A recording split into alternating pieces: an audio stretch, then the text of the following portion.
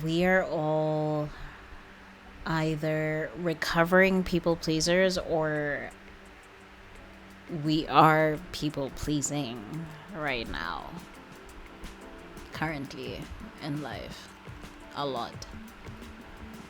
And from a recovering people pleaser to you, I would like to try my very, very best to guide you on your journey to healing using a few tools and tips that I have been learning and that have helped me so far.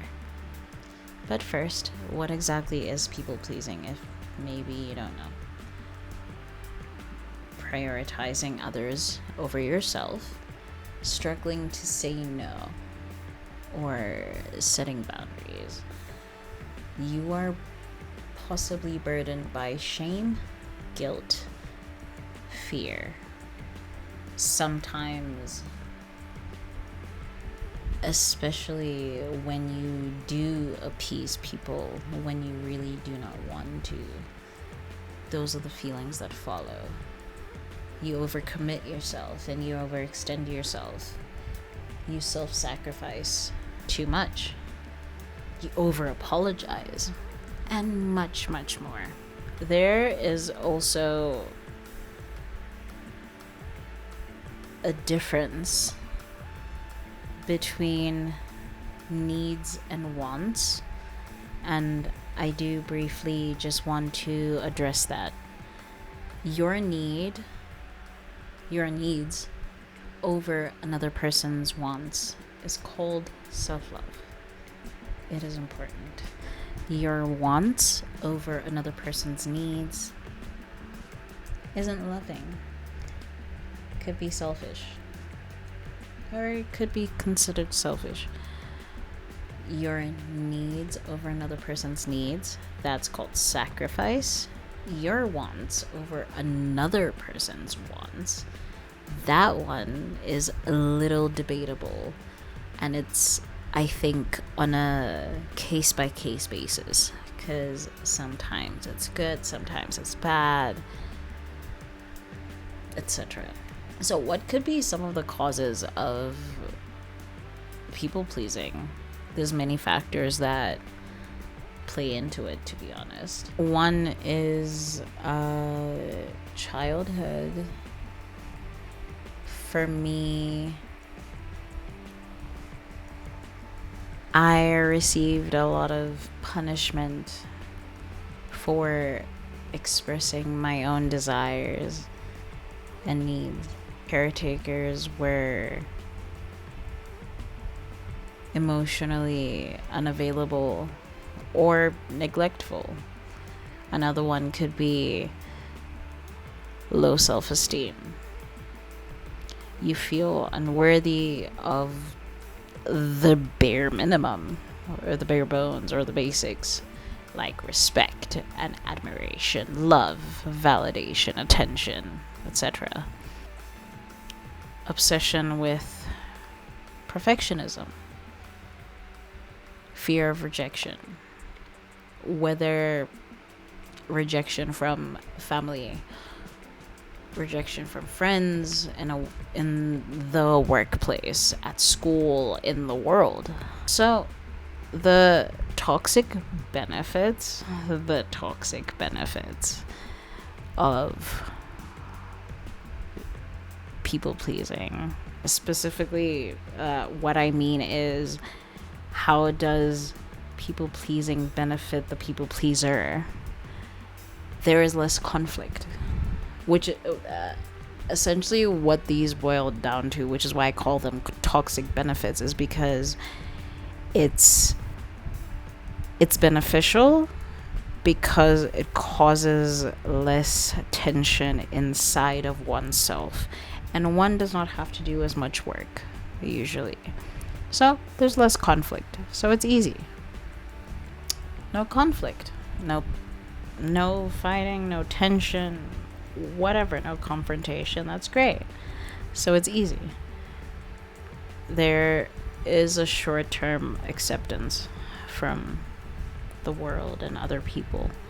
You get to be seen as nice. You get connection, I quote, and unquote. But are those connections real, though? Is the problem. That's the part that you would have to consider. Are those seemingly real connections built off of an unreal self, a fake self, worth it?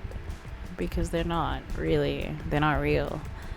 It's built off of a facade on your end. How could we actually recover from this very, very bad... there's a cat hair on the microphone. I'm so sorry. How could we recover from this very, very bad habit? You could take note of what things you say and do because you have to. The key word is have.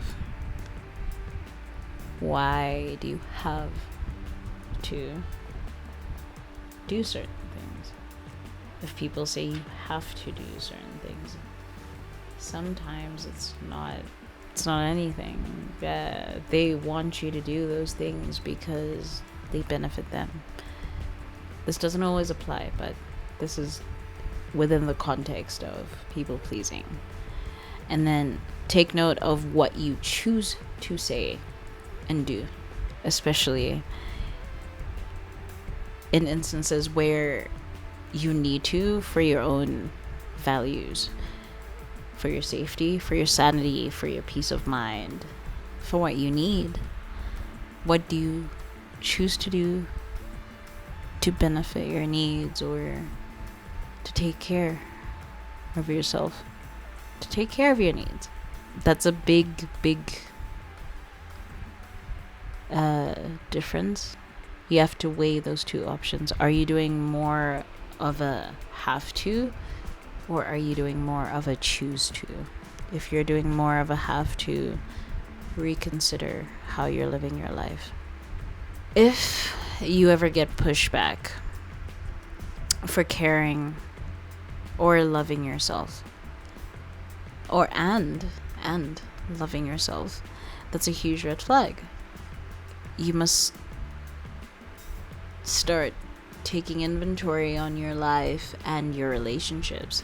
Something needs to change, and it starts ultimately with you, because ultimately you decide who you keep around in your life, and you decide and you are responsible for everything that goes down. You can't let everything just happen to you, especially if you're an adult. You can't.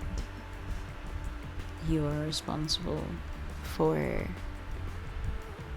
changing things. You have the power to do so, actually. Let me word it like that. You have the power to make sure that things move the way that you prefer.